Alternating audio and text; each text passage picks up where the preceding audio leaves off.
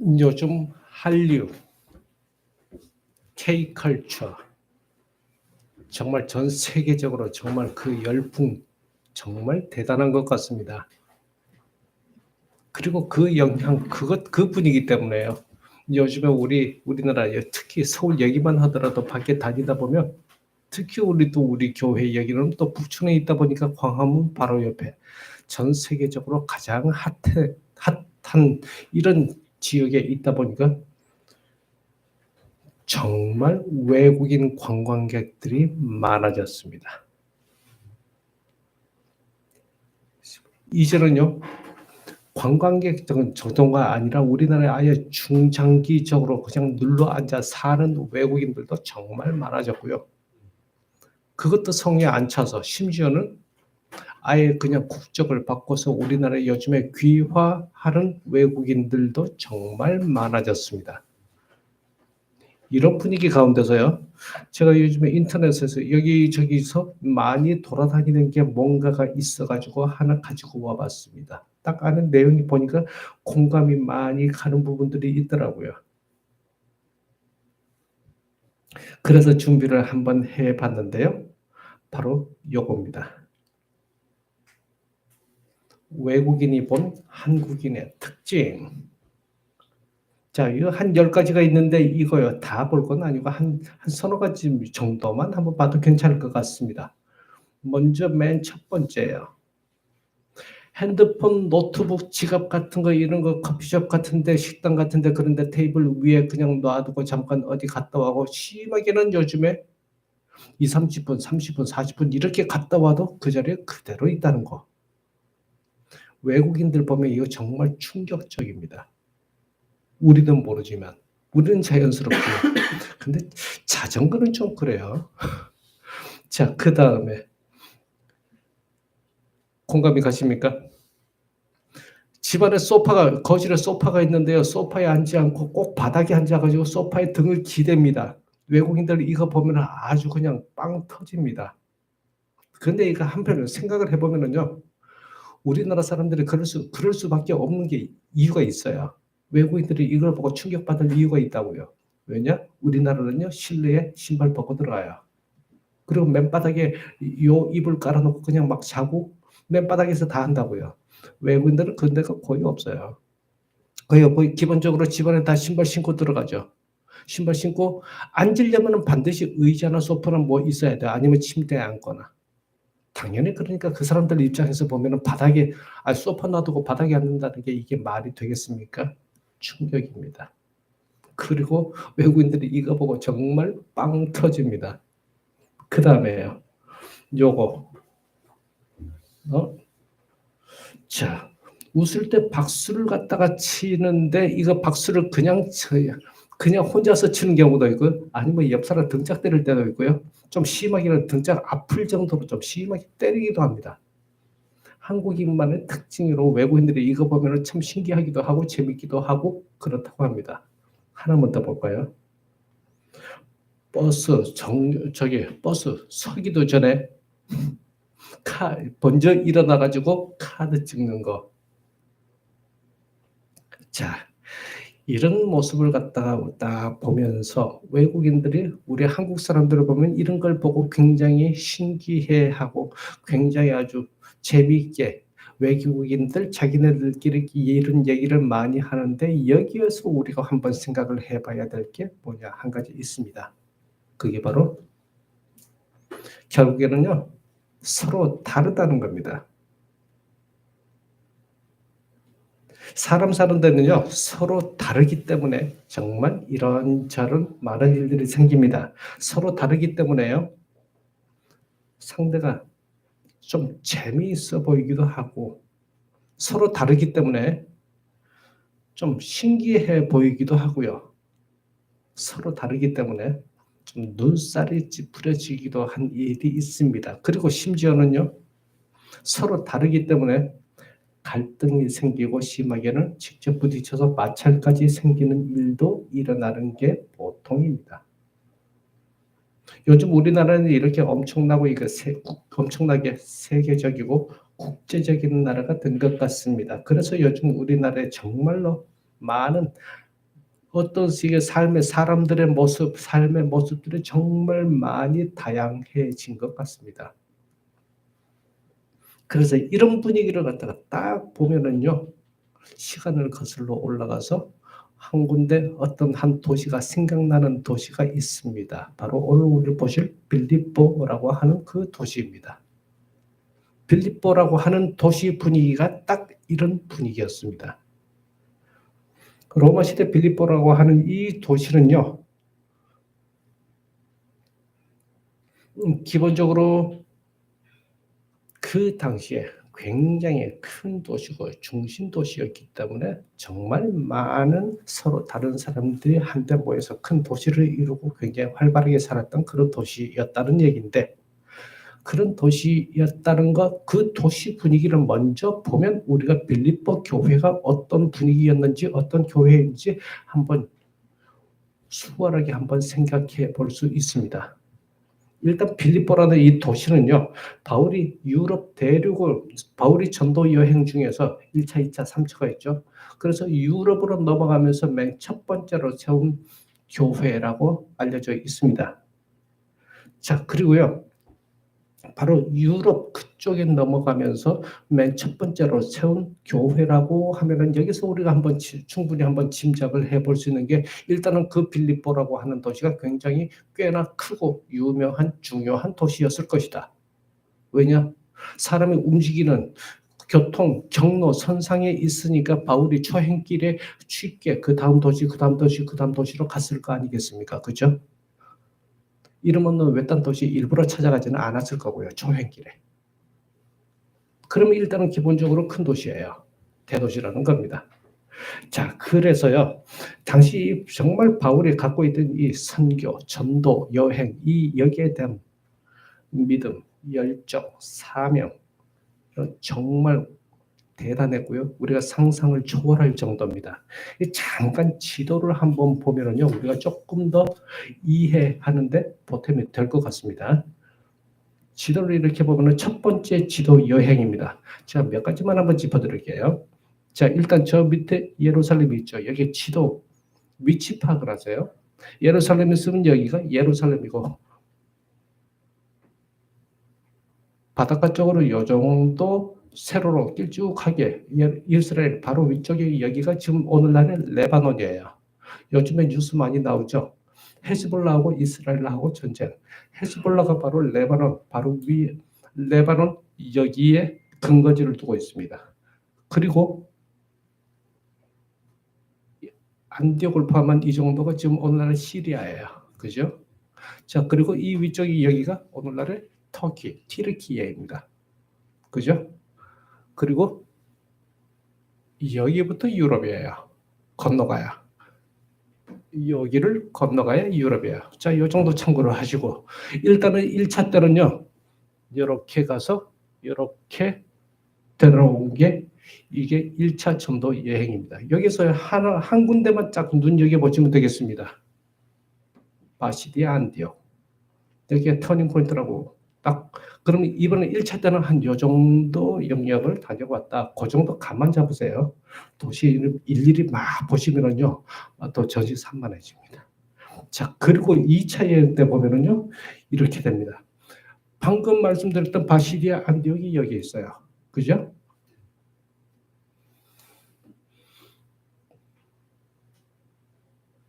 이쪽 거지가 여기가 터키고, 여기가 터키라는 말은요, 여기까지가 아시아라는 얘기예요. 그리고 여기부터 오늘날은 그리스입니다. 유럽이라는 얘기입니다. 자, 그러면 2차 전도 여행 때 이렇게 1차 돌아왔던 반환점을 훌쩍 넘어가지고 이번에는요, 여기를 유럽으로 진입을 합니다. 그래서 유럽 들어갔을 때 먼저 초입에 이렇게 보니까 네아폴리 말고 그 다음에 빌립보가 나와요. 그죠? 자, 그래서 이런 빌립보, 그래서 이렇게 해서 여행 그 범위가 굉장히 넓어졌습니다. 그죠? 그리고 3차 때도 2차 때랑 비슷한 전체 범위를 가지고 있습니다. 자, 이 정도 전체 거리가, 이거 저 바울 전도 여행을 갖다가 자세히 오늘 볼 건 아니고요. 그냥 우와 정말 대단하다 이런 느낌만 가지고 받으시면 되겠습니다. 자, 그래서 이 전도 여행 이 자체가 어느 정도냐면요. 전체 이동 거리가 약 7천에서 10,000km 정도 된다고 대충 오늘날의 연구 결과 그렇게 얘기가 되고 있습니다. 이게 7,000km, 10,000km 정도면 어느 정도냐면요. 우리나라 서울에서 부산까지 보통 450km, 한 400, 아니, 400km 조금 안 돼요. 400km 조금 안 되는데, 그러면은 왕복하면은요, 800km예요. 10번 왕복하는 거리 훌쩍 넘어간다는 얘기입니다. 근데 이 거리가 우리 고속도로 차 타고 붕 가는 게 아니고요. 그때는 오늘날 같은 아스팔트, 이거 시멘트 도로가 없었죠. 거의 상당 부분은 걷고요. 또 짐도 있을 테니까 말 같은 게 있다고 하더라도 짐 싣고 천천히 차박차박 이렇게 가는 속도예요. 그리고 배를 타기도 하고 옛날 배는 그냥 바람이 잘 받아야 가는 거니까 또 중간에 풍랑을 맞아서 중간에 어떻게 들르기도 하고요. 그죠? 그렇게 해서 이 정도 거리를 갖다가 이동을 하면서 전도 여행을 했다고 하는 것은 우리가 상상하기 힘듭니다. 그게 얼마나 큰 거였는지. 이 정도 동안에 그 옛날에 한 30여 개 이상의 도시를 다녔다고 합니다. 자, 이 정도는 정말 어마어마하지 않습니까? 그런데 그 엄청난 믿음, 열정, 사명, 이제는 이 단어 세 개가, 바울이 가진 이 단어 세 개가 어느 정도였는지 조금 더 실감 날 것 같습니다. 그 가운데서 유럽 들어가면서 첫 번째 세운 도시라고 하면 그 도시는 정말 이름 없는 어떤 외딴 그런 도시는 분명히 아니었을 거라고 우리가 짐작을 해볼 수 있고요. 게다가 로마 시대 당시에 이런 중요한 여행 경로상에 있는 도시라고 하면 일단 기본적으로요. 꽤나 크고 유명한 도시였을 것이라고 우리가 충분히 생각을 해볼 수 있습니다. 그렇게 큰 도시고 중요한 도시라면요, 그 주위에서 정말 많은 이주민들이 몰려와서, 왜 사람들은 먹고 살려고 대도시로 가는 게 기본이잖아요. 그거는 옛날 그때 2000년 전이나 지금이나 똑같습니다. 자, 그래서 그 정말 활발하게 활동했던 그런 도시였다고 생각을 한번 해보면 되겠습니다. 실제로 빌립보는요, 아주 중요한 무역로에 위치해 있었고요, 역사적으로. 그 다음에 상업 활동이 아주 활발한 도시였습니다. 그리고 또 로마의 식민지였기 때문에 그 주민들 가운데는 로마 시민권자들도 되게 많이 살고 있었던 도시이기도 했습니다. 자, 그리고 대도시다 보니까 먹고 살려고 주위에 정말 많은 여러 다양한 이방인들이 이 도시에 와서 먹고 살려고 이 도시에 와서 이주해 와서 먹고 살고 있었고요. 바로 이렇게 정말 서로 다른 여러 문화, 인종이 하나의 도시 안에서 마구마구 뒤섞여서 살고 있었던 도시가 바로 빌립보라고 하는 도시였습니다. 그러면 이런 빌립보라고 하는 도시에 우리 빌립보 교회는 어땠는지 대충 이제 조금 짐작을 한번 해볼 수 있겠죠.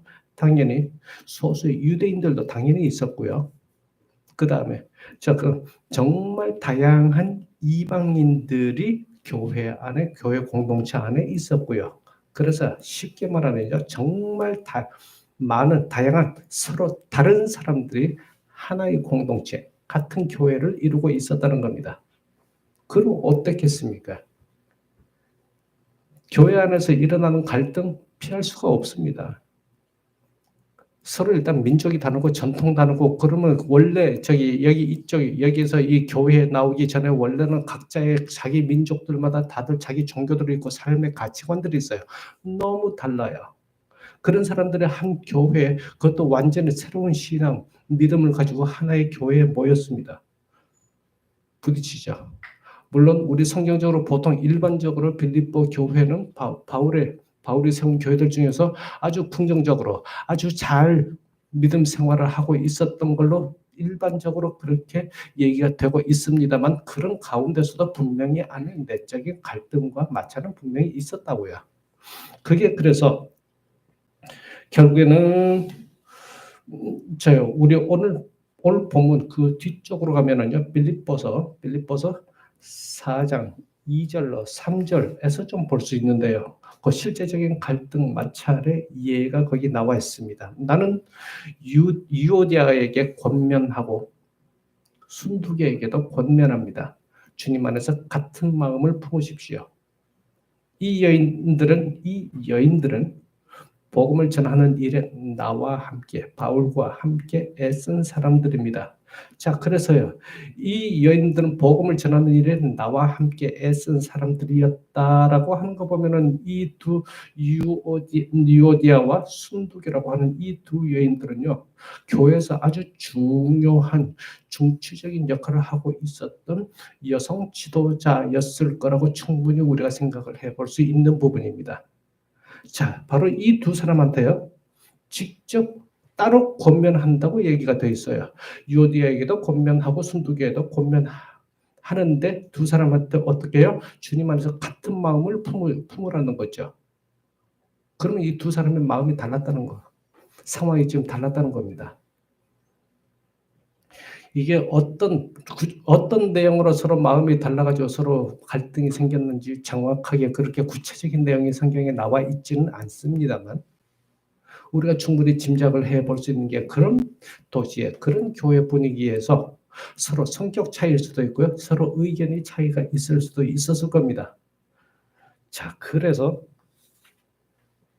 여기서 우리가 한번 또 더 생각을 해볼 수 있는 게 공동체 안에서 아주 중요한 역할을 맡고 있는 두 사람의 서로 갈등 마찰이 생기기 시작하면 공동체 안에 심각한 영향을 미칠 수 있죠. 그죠? 자, 그래서 이런 빌립보 교회를 향해서 바울이 편지를 썼던 겁니다. 서로 다른 전통과 문화와 종교를 가진 이런 사람들이 서로 다른 사람들이 같은 교회 안에서 지내는 데에 꼭 필요하고 중요한 메시지였다는 것을 우리가 한번 또 생각을 해볼 수 있습니다. 자, 그래서 오늘 본문 말씀을요, 우리 다시 한번 다 같이 한번 읽어보겠습니다. 시작. 여러분은 같은 생각을 품고 같은 사랑을 가지고 뜻을 합하여 한 마음이 되어서 내 기쁨이 넘치게 해 주십시오. 무슨 일을 하든지 경쟁심으로 허영으로 하지 말고 겸손한 마음으로 하고 자기보다 서로 남을 낮게 여기십시오. 또한 여러분은 자기 일만 돌보지 말고 서로 다른 사람의 일도 돌보아 주십시오. 여러분 안에 이 마음을 품으십시오. 그것은 곧 그리스도 예수의 마음이기도 합니다. 자, 그래서 여기서 자 보겠습니다. 우리한테 정말 하고 싶은 바울이 여기 하고 싶은 얘기 결국엔 우리한테도 해당되는 얘기일 겁니다.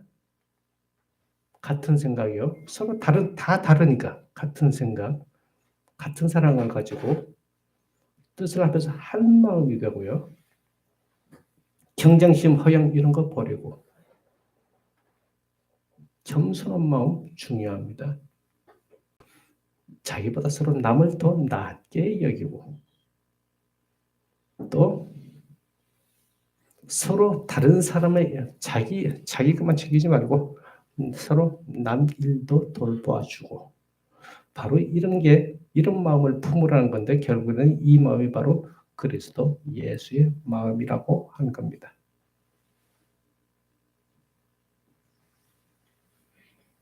자, 그래서 지금 이 자리에 우리 함께 예배하고 있는 우리 지금 이 주빌리 공동체 안에서도요. 아니면 그리고 또 더 우리가 범위를 확장해서 우리가 믿는 모든 교회 공동체에서 먼저 우리가 한번 생각을 해볼 게 바로 오늘의 이 본문 말씀이 정말 의미 있게 무게감 있게 다가올 수 있다는 얘기입니다. 우리가 이 자리에 함께 모여서 예배하기 전까지는요, 우리 모두가 서로 다른 사람들이었습니다. 서로 다른 공동체 안에서 지냈었고요. 서로 다른 시간 동안 서로 다른 경험들을 하면서 여태까지 지내왔던 사람들입니다. 게다가 성별도 다르고요. 나이도 다르고요. 물론 이것저것 얘기하다 보면 서로 비슷한 점이 있기는 하겠습니다. 하지만 기본적으로 상당 부분은 다릅니다.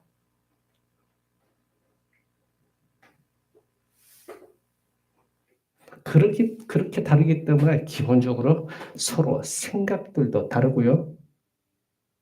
그리고 또 삶에 대한 가치관 이런 것들도 다 다를 거라고요.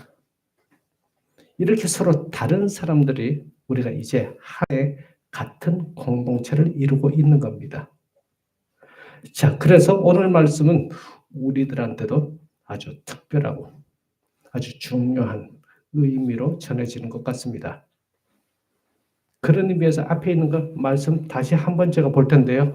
앞에 우리 마킹해 놓은 부분만 제가 다시 한번 짚어볼까요? 이게 같은 생각, 같은 사랑, 한 마음, 경장심, 허영 이런 거 조심하고 피하고 겸손한 마음, 자기보다 서로 남을 더 낮게 여기는 것, 서로 남의 일까지도 돌보아주는 것. 이런 마음이 바로 그리스도 예수의 마음이고 우리 교회 공동체 안에서 꼭 우리가 가져야 될 아주 중요한 지점이라는 얘기입니다. 자, 이 정도까지 얘기를 하면은요, 사실은 우리가 사실 굉장히 아차 덫에 걸릴 수 있습니다.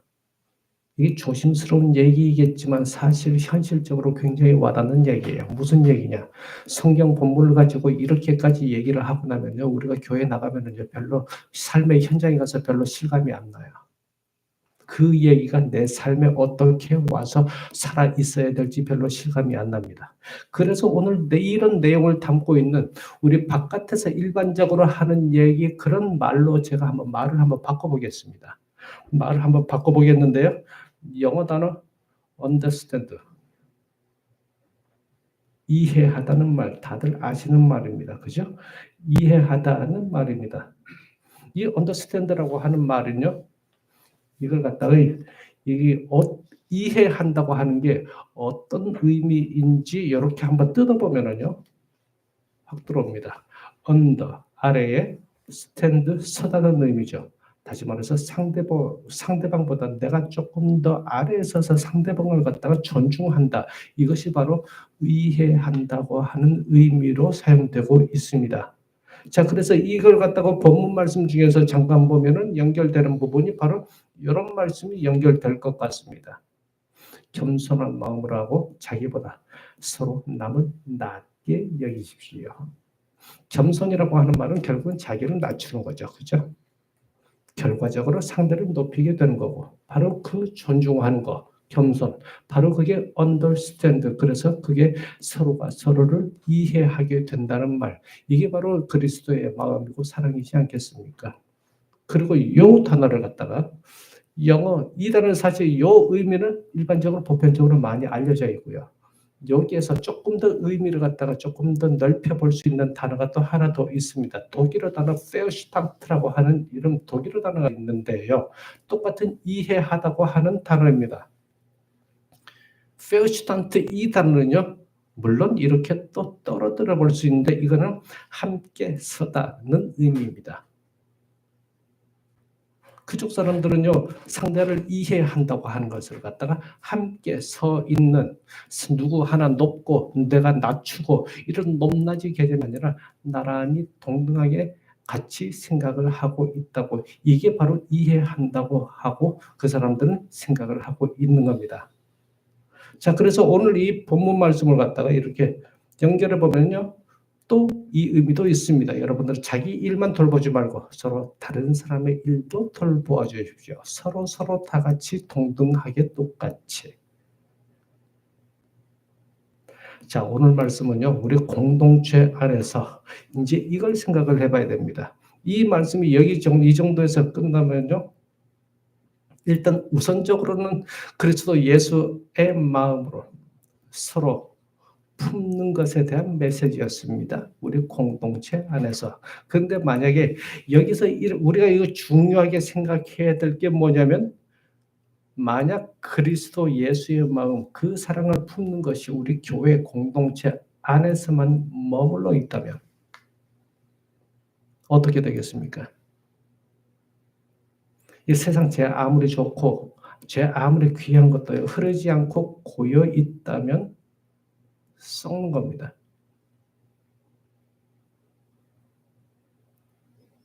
그게 세상 이치고요. 인지상정이라고 하는 겁니다. 하물며 그리스도의 마음, 그리스도의 이 사랑인들 그렇지 않겠습니까? 교회 공동체 안에서만 이렇게 머물러 있다면 온전히 그게 그 생명력을 발휘하겠습니까? 그러니 오늘 이 메시지는요. 우리가 예배드리는 이곳에서 이제 바깥으로 나가서 교회 바깥으로 우리 각자의 삶의 자리, 우리가 삶의 현장, 거기까지 흘러가야 할 겁니다. 그래서 우리 모두 그곳 삶 속에서 그리스도 예수의 마음과 사랑으로 하루하루 살아갈 수 있어야 할 겁니다. 그럴 때라 비로소 그렇게 계속 흘러가고 교회 바깥으로 세상 구석구석 흘러가야 그리스도의 마음, 그리스도 예수의 사랑이 점점 더 이 세상에 온전히 퍼지지 않겠습니까? 그래서 결국에는 그렇게 흘러가는 그 종국에는 이 세상이 그리스도 예수의 마음과 사랑으로 온전히 하나님의 나라로 이루어지지 않겠습니까? 그래서 오늘은 제가 이렇게 마무리를 지어볼까 합니다. 다르다는 것이 어떤 것인지, 우리의 삶의 현실은 다르다는 것입니다. 그래서 이렇게 생각을 해봤습니다. 다르다는 것은요, 나한테 없는 것이 상대한테 있다는 겁니다. 그래서 나와 다른 상대방 누군가를 사랑한다는 것은요, 상대에게 없는 것을 내가 채워준다는 것이 될 거고요. 나한테 없는 것이 상대가 나한테 채워준다는 의미가 될 겁니다. 그래서 다르다는 것은요, 사랑할 이유가 되는 겁니다. 그래서 서로 다른 사람이 같은 사랑으로 하나가 될 겁니다. 그것이 바로 그리스도 예수의 마음일 거고요. 그것이 바로 그리스도 예수의 사랑이라고 우리가 하는 겁니다. 잠시 기도드리겠습니다.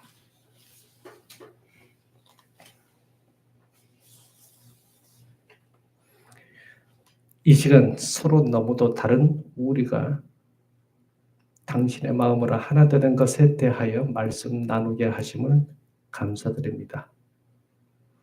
뜻을 합하고 한 마음을 품고 다툼이나 허영을 피하면서 겸손하게 자기를 낮추어 사는 삶으로 그리스도의 사랑 가득한 삶을 이루어 가길 소원합니다.